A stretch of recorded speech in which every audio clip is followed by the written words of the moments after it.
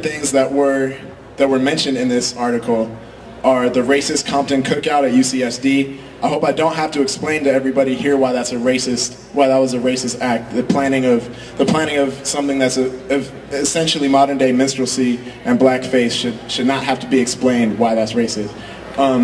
Another thing, indeed racist, was the noose found in the library at UCSD, and a swastika being scratched into the dorm room door of a Jewish girl at UC Davis. I've just received word. You can check this out on ucregentlive.blogspot.com or .wordpress.com, as well as let me check the website. It's anti-racism UCSD at wordpress.com. StopRacismUCSD.wordpress.com. That a Ku Klux Klan hood was found at the library of UCSD today. So I want you all to be aware of that as well. Now, in the same article as the first three things I mentioned, in the same breath, in the same vein, as three things that are obviously completely racist and intolerant as the governor so eloquently stated, he mentions in the same vein, in the same breath, the 11 students who protested Michael Oren being on this campus. Now, I want to ask everybody, how on earth can a noose being hung in the library of UCSD, threatening people's lives, threatening my life as a black person, be compared to people who are standing up and protesting the presence of somebody representing a country that in my opinion, should be tried and will be convicted of war crimes? How is that the same thing? That is why the 11 got arrested.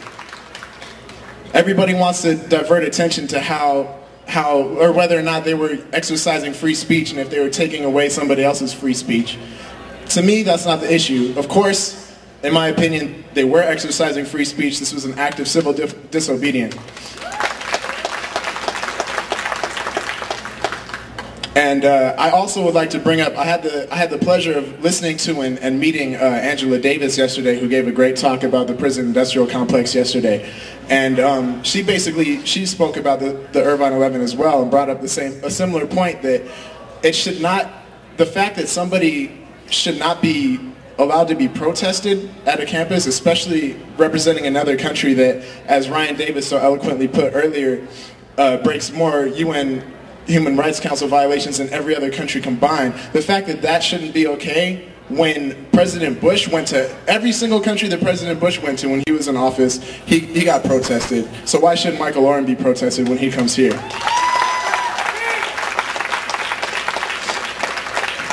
So I really just wanted to bring these things up, bring the fact up that, you know, things are just being completely biased in the media. And I think that these things, the way that this has been reported, is absolutely disgusting to me. It feeds into fear, it feeds into Islamophobia, and trying to connect things like standing up and interrupting Michael Oren to anti-Semitism is completely incorrect. And I'd like to add that I'd also like to not be interrupted, but I'd like to add that racial slurs were part of the UCSD incident as well as the UC Davis incident. And racial slurs were involved with the Irvine 11 incident. But the Irvine 11 who protested Michael Oren did not get up, stand up and interrupt him and throw racial slurs at him. They were in no way anti-Semitic. They were criticizing the state of Israel. However,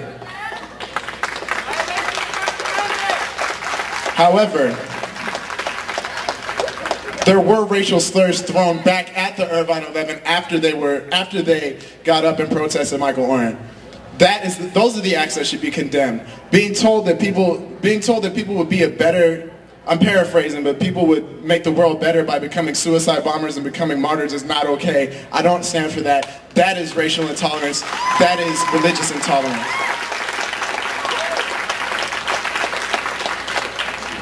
So I'd just like to close. I wanted to bring those things to your attention, and please inform everybody to think critically about the way this is being covered and the way this is being talked about. And I'm a representative of the Council for Democratizing Education.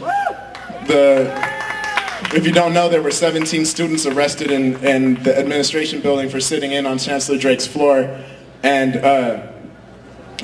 they were arrested in solidarity with the Irvine 11, in case folks don't know. All 12 of the demands of the Council for Democratizing Education can be found at democratizeeducation.wordpress.com. That's 2 E's, democratizeeducation.wordpress.com. And the 7th demand out of those 12 reads as follows. We demand that no disciplinary action, academic or legal, be taken against the 11 students arrested at Ambassador Oren's event. UCI and the surrounding communities' repeated attacks against and hyper-surveillance of Muslim and Arab students aids in branding legitimate political criticisms against the apartheid state of Israel as uncivil and fosters a segregated cultural, social, and intellectual climate for the university. Deploying rhetoric that equates anti-Zionism with anti-Semitism serves to annihilate rather than engage in dialogue.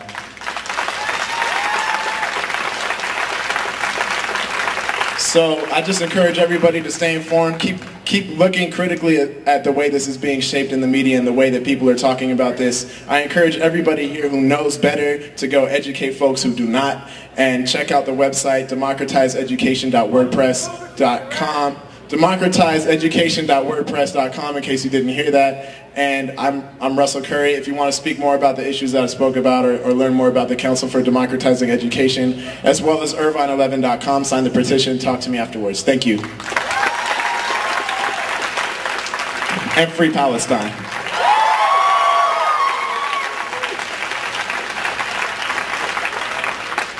One more time for Russell. One more time. Good job, Russell. As one of the 17 that were arrested last week, I really just want to tell you guys that I stand in solidarity with the Irvine 11, and I stand in solidarity against any anti-racist work that's going on this campus, any anti-Zionist work that's going on this campus, any anti-heteronormativity work that's going on this campus. I stand in solidarity against all of it. So, just want to make that clear that we're all standing here in solidarity. Our next speaker is Dennis, who is a wonderful grad student, very loved. He actually has a fan page. You guys should check it out. ilovedennis.com or something like that. But yeah, here he is.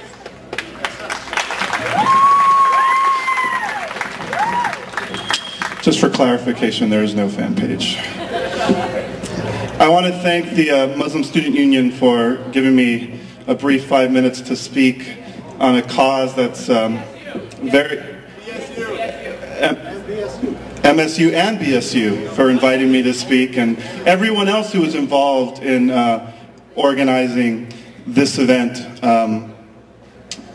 in solidarity of the actions that have been taking place on our campus and on the campuses across California. I want to start by applauding all of you out here today that have come out to stand in solidarity and to voice your outrage and your discontent.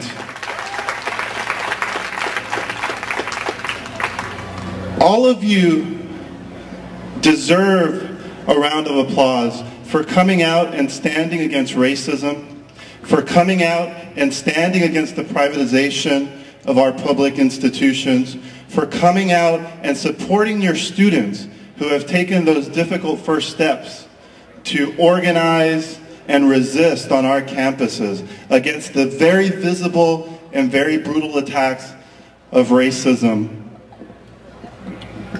What we're seeing at UC San Diego is a manifestation of a racism that's deep in our society and that exists in our universities very clearly by the ways that admission policies, the ways that financial aid distribution and scholarships, the ways that the hiking of tuition hurts specifically and in devastating fashion those communities that are most vulnerable, racial minorities and working class communities across the state of California and across this country. The kind of ignorance that we're seeing at UCSD, the kind of racial intolerance is structural. It's a result of the systemic divisions that the system creates, that tries to divide us and conquer us. And we're coming out today to not only protest, the ignorance,